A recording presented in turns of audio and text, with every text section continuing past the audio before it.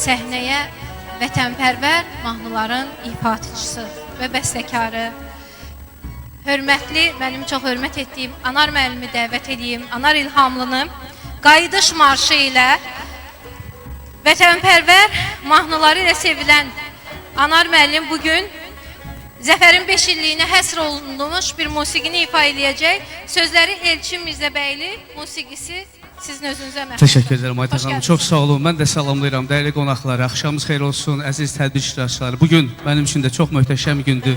Əziz anamız Reyhan ana sizlər üçündür. Siz öz səbrinizlə, müdrikliyinizlə, öz vətənpərvərliyinizlə bütün cəmiyyətə nümunəsiz. Siz tək Ramil Yusuf Səhəndənin deyil, bütün Azərbaycanın, bütün Azərbaycanın igid oğullarının, qızlarının anasısız. Var olun, qarşınızda baş əyirəm və mən də zəfərimizin 5 illiyində bəstələdiyim Qayıdış marşını istərdim izninizlə təqdim edim.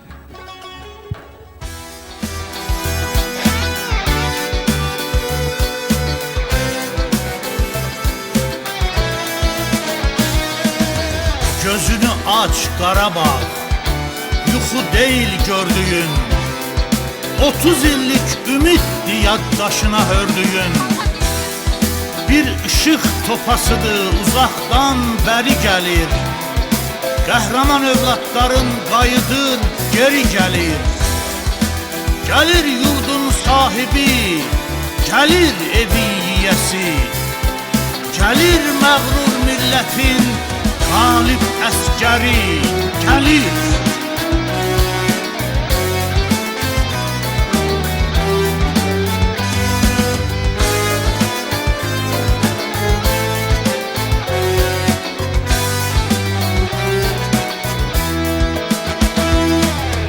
Darıxmışdı yurd yeri çəkmənin izlərinə, həsrət çəkən, yol çəkən sevdalı gözlərinə, vətən sağ olsun deyən dilinə darıxmışdı, torpağa sığal çəkən əlinə darıxmışdı, səbri daş əritsə də dözmüşdü sona kimi, 30 il yol gözləyən taqətsiz ana kimi, diz çöküb ayağını uçmağa darıxmışdı, sevincdən qanad açıb uçmağa darıxmışdı.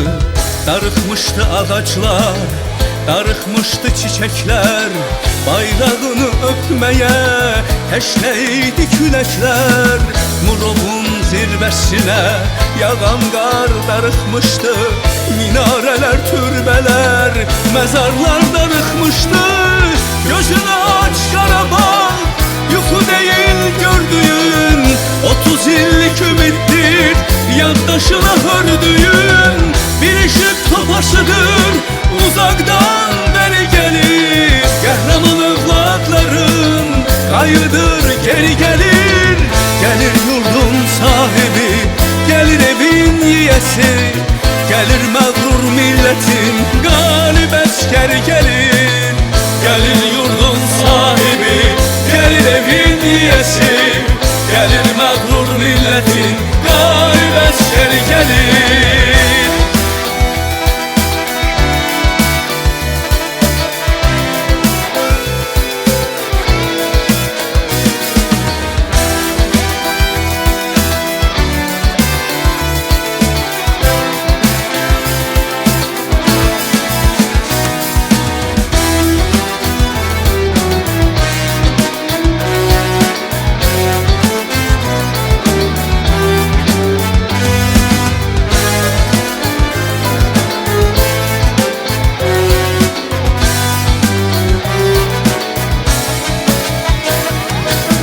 Darıxmışdı ağaclar, darıxmışdı çiçəklər, bayrağını öpməyə təşnə idi küləklər.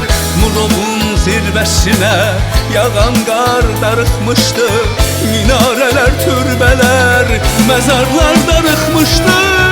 Gözünü aç Qarabağ, yuxu deyil gördüyün, 30 illik ümiddir yaddaşına hördüyün, bir işıq topasıdır uzaqdan bəri gəlir, qəhrəman övladların qayıdır geri gəlir, gəlir yurdun sahibi,